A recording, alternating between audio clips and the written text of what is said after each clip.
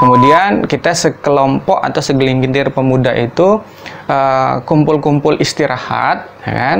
Nah, kemudian dari situlah kita menjaga silaturahim, menjaga hubungan karena sudah dipertemukan dalam aksi damai, ya kan? Kemudian kita saling kontak, saling saling sapa, sampai kemudian kita menggagas ide untuk mendirikan sebuah komunitas pemuda, sebenarnya pemuda hijrah kala itu. Tapi karena memang momennya itu bertepatan dengan reaksi kaum muslimin yang menuntut hukuman terhadap pembakaran bendera tauhid, maka disitulah terbentuk komunitas pemuda cinta tauhid.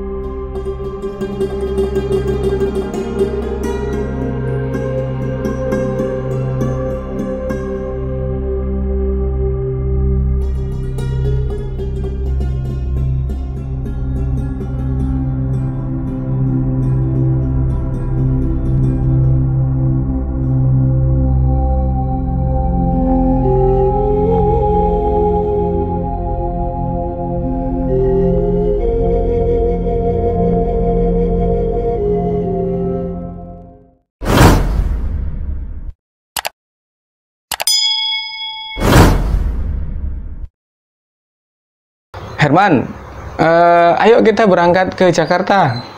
Ayo, kapan? Ya kita tentukanlah waktunya. Dia kan reuni itu tanggal 2. Iya. Ya kan, tanggal 2 Desember. Kala itu tahun 2018 kemarin. 2018 kemarin. 2 tahun ya? 2 tahun sekarang. Nah, awal mula saya mengiyakan itu, menganggap bahwa beliau ini berangkat mungkin pakai jalur darat, mungkin pakai mobil, atau bisa jadi pakai pesawat gitu. Nah, saya mengiyakan juga, dan saya juga sudah mulai ngumpul-ngumpulkan dana kala itu. Nah, ternyata yang kedua kali beliau menghubungi saya untuk mengajak berangkat ke Jakarta itu bukan pakai pesawat, juga bukan pakai mobil, tapi pakai motor. Nah, seketika itu juga saya sempat berpikir, serius nih mau berangkat ke Jakarta pakai motor, gimana rasanya nanti ya gitu. Sempat berpikir sendiri itu seperti itu, bertanya-tanya seperti itu. Tapi karena emang beliau itu orangnya itu mampu meyakinkan, semua sudah dipersiapkan, dan saya juga ketika beliau itu sungguh-sungguh kemudian mengajak saya lagi berangkat ke Pekanbaru, ya sudah, saya juga nggak bisa ini lagi, ya saya okekan saja. Baik, kita berangkat. Iya. Ceritanya juga motornya bukan, mohon maaf nih ya, bukan tahun tinggi kan? Benar. Tahun berapa tuh motornya? Itu yang gini ya Kang. Karena saya juga lihat ya waktu itu di Facebook gitu. Lihat ini ada Kang Herman gitu kan sama Ustaz Sani gitu ini. Benar, itu juga yang membuat saya lebih terkejut lagi. Yang kala itu sudah mengejutkan saya bahwa kita berangkat tidak pakai mobil, tidak pakai pesawat, tapi pakai motor. Itu sudah terkejut saya. Kemudian beliau datang ke tempat tinggal saya. Waktu itu saya masih tinggal di Jalan Sumatera. Nah, Jalan Sumatera Pekanbaru. Terus beliau itu mengatakan bahwa ini mau ngecek kendaraan, seperti itu. Nah, beliau datang ke tempat saya, kemudian menunjukkan kendaraan yang mau dibawa ke Jakarta. Ya, ini beliau itu menunjukkan sepeda motornya. Ketika melihat sepeda motor beliau itu yang mau dibawa ke Jakarta, itu saya terbengong sebenarnya. Terbengong, kemudian saya tanya kepada beliau, kalau panggilan akrab saya kepada beliau itu adalah Abi. Bi, benar kita ke Jakarta pakai motor ini? Benar? Kenapa? Saya terdiam, saya nggak bisa banyak ngomong juga.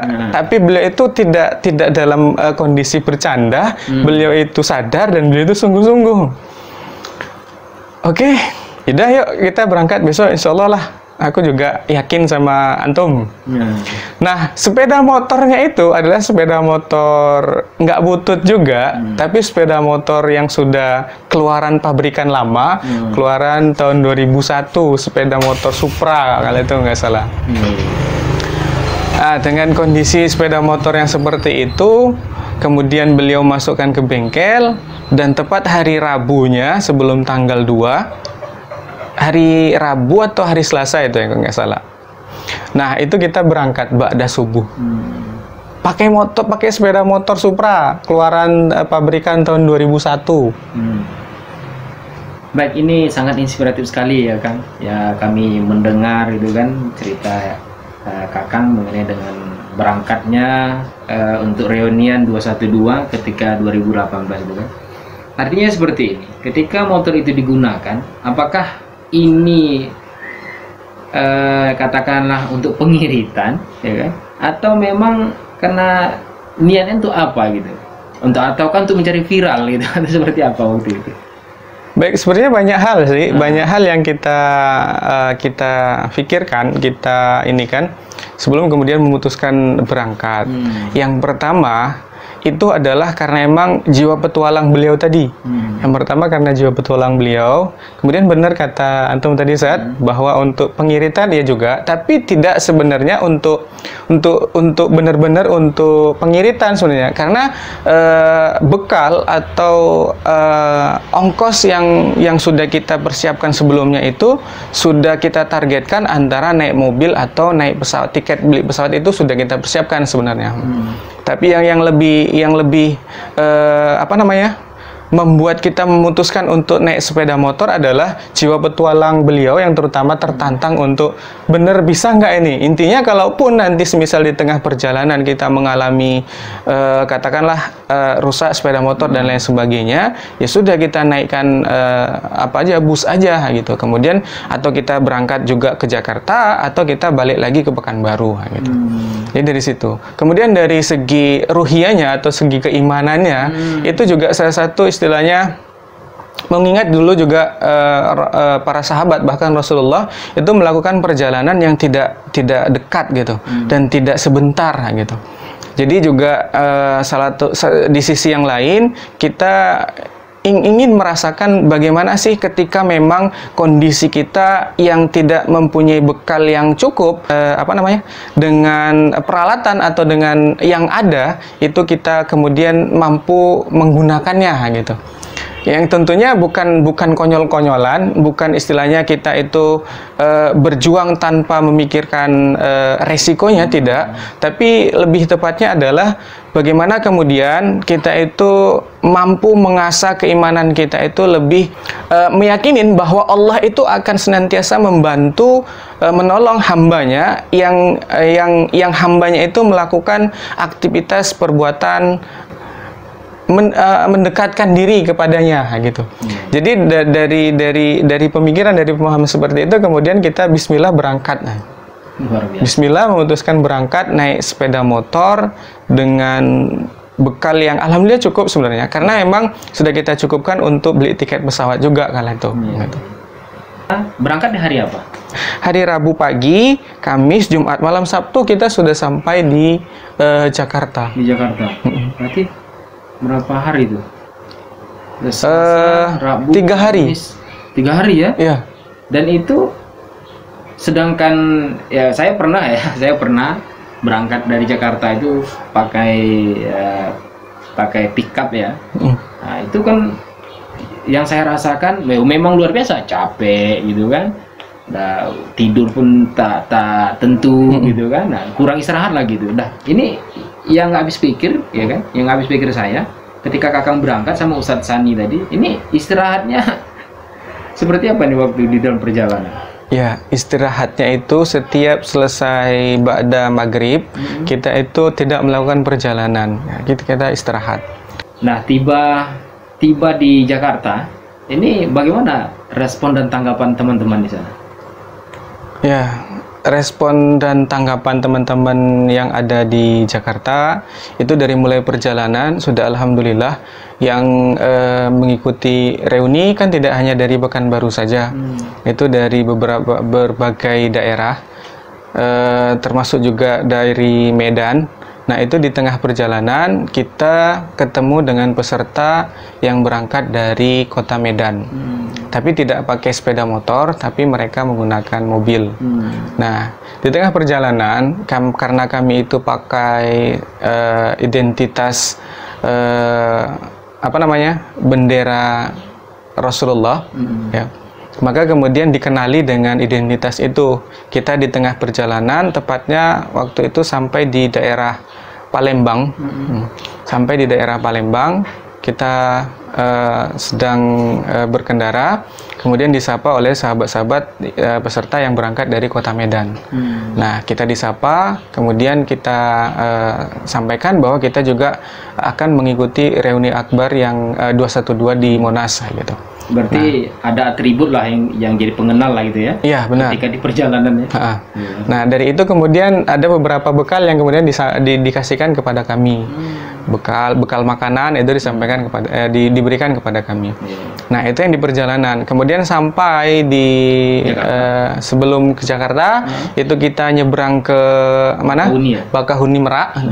Nah, itu kita juga ketemu saudara-saudara kita yang juga akan mengikuti reuni 212 di Monas. Nah, itu kita disapa, ya kita di situ saling ngobrol kan, dari mana ini kita berbicara di situ. Dan banyak juga kalau sudah sampai Lampung, itu Bandar Lampung juga banyak yang ada yang pakai sepeda juga sebenarnya. Nah, itu kalau dibilang kita itu dari Pekanbaru pakai sepeda motor itu sudah luar biasa. Itu sebenarnya belum apa-apa kalau dilihat dari saudara-saudara kita yang dari Ciamis itu jalan kaki sampai ke Monas gitu. 2018 itu? Iya, itu kan pengulangan dari 2000 sebelumnya. Dari saudara-saudara kita yang dari Ciamis itu kan sudah jalan kaki juga. Dan itu juga masih melakukan jalan kaki juga. Saudara-saudara kita yang dari Ciamis itu, sampai kemudian di Monas itu disediakan satu space yang memang khusus untuk pejuang Ciamis gitu. Satu space khusus itu di depan panggung, di depan panggung itu disediakan untuk pejuang-pejuang saudara-saudara kita yang dari Ciamis yang berjalan kaki. Wah, luar biasa. Ingin menunjukkan kepada teman-teman, saudara-saudara yang lain, ketika kita yang sampai baru saat ini kita memiliki finansial atau memiliki keterbatasan dengan finansial dan lain sebagainya, apa yang kita miliki, nah kita manfaatkan, kita pergunakan, nah gitu. Kalau kita masih saat ini itu masih baru memiliki motor, gitu kan, sementara keimanan kita itu terpanggil untuk membela membela Islam, kemudian membela saudara-saudara kita dan mengikuti kegiatan-kegiatan Islam yang sejatinya itu adalah membangkitkan keimanan kita, maka jangan terlalu banyak berpikir panjang gitu untuk kemudian berjuang apa yang kemudian kita miliki, tapi dengan catatan itu tidak dengan perhitungan gitu. Artinya juga harus memikirkan apa nih resikonya gitu. Ya, benar. Semuanya harus diperhitungkan. Jangan kemudian berjuang dengan salah langkah atau konyol. Nanti jadinya mati konyol nanti. Nah, jadi harus benar-benar diperhitungkan gitu. Tidak sembarangan juga gitu. Artinya apa? Artinya ketika memang yang kita miliki itu hanya baru sekarang. Mungkin kalau dianalogikan yang lain, itu kita yang kalau pejuang kita terdahulu, pahlawan kita terdahulu katanya berjuang itu hanya menggunakan bambu runcing, bambu kuning yang runcing. Nah, selama itu yang kita punya, yang kita miliki, kita maksimalkan, kita manfaatkan, nah, seperti itu. Tapi dengan perhitungan yang matang gitu.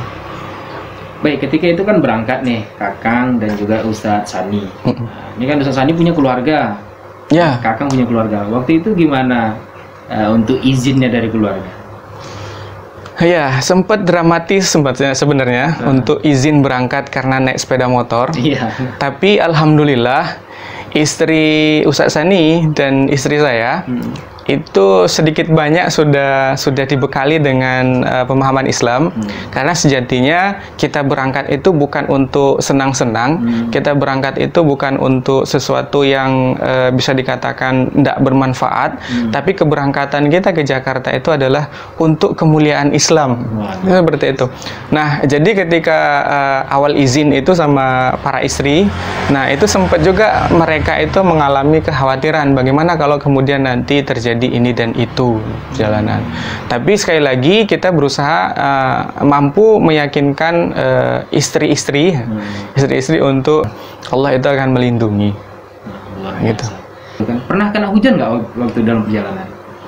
Hampir sepanjang jalan dari mulai Jambi, dari mulai Palembang ke Lampung Tulang Bawang, itu hujan. Hujan berhenti atau lanjut? Hujan lanjut.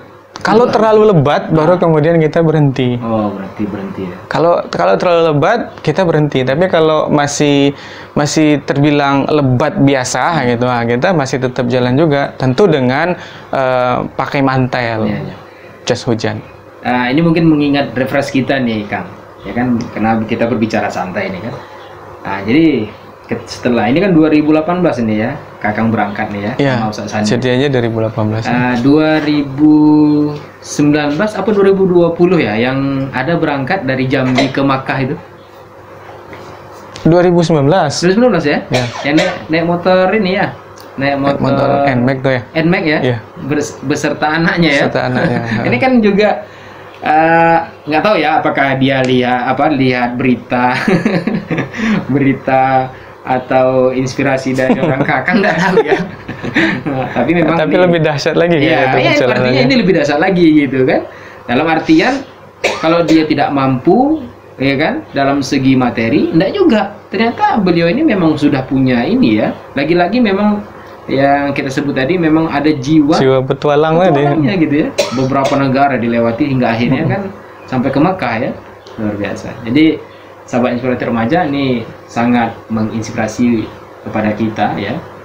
Bagaimana kecintaan Kang Herman dan juga sahabatnya Ustaz Sani untuk membuktikan kecintaan dan keimanan itu kepada Allah Subhanahu wa taala hingga dilaksanakan atau melakukan perjalanan ya, dari Riau ke Jakarta dengan memakai sepeda motor. Sangat luar biasa. Nah, ini mungkin pertanyaan terakhir ini kan, kita udah penghujung akhir ya waktu kita. Saya sudah lihat juga ya, ada video, ada juga dari media sosial tentang mengenai CT atau cinta tauhid, ya kan? Ini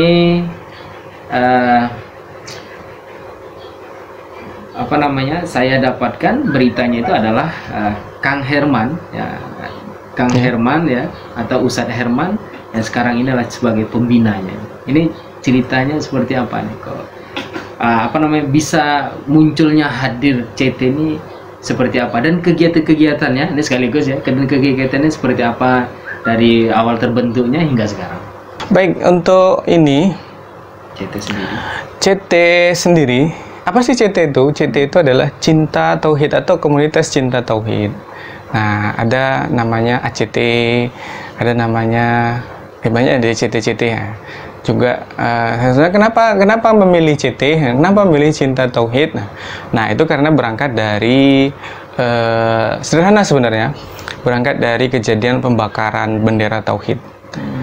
Berangkat dari kejadian itu ya, pembakaran bendera tauhid yang dilakukan oleh oknum ya, kemudian membakar reaksi umat Islam, salah satunya sampai kemudian tidak hanya sekedar umat Islam yang ada di Jawa, tapi juga sampai di Sumatera, di Pekanbaru. Nah, bukan hanya sekedar orang Muslim saja atau orang Islam saja yang mengetahui atau melihat kejadian tersebut, itu dilihat seluruh kaum muslimin, tidak hanya sekedar di Indonesia, bahkan dunia, juga termasuk orang-orang non-muslim yang melihat kejadian tersebut.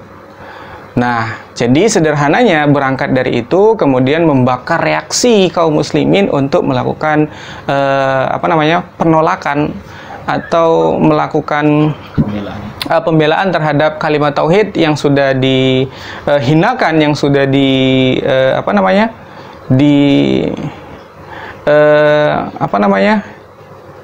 dicela, bahkan dibakar. Nah, sampai kemudian di Pekanbaru sendiri itu sebagian besar kaum muslimin melakukan aksi pengecaman, bahkan penuntutan untuk hukuman para penista atau pembakar bendera tauhid.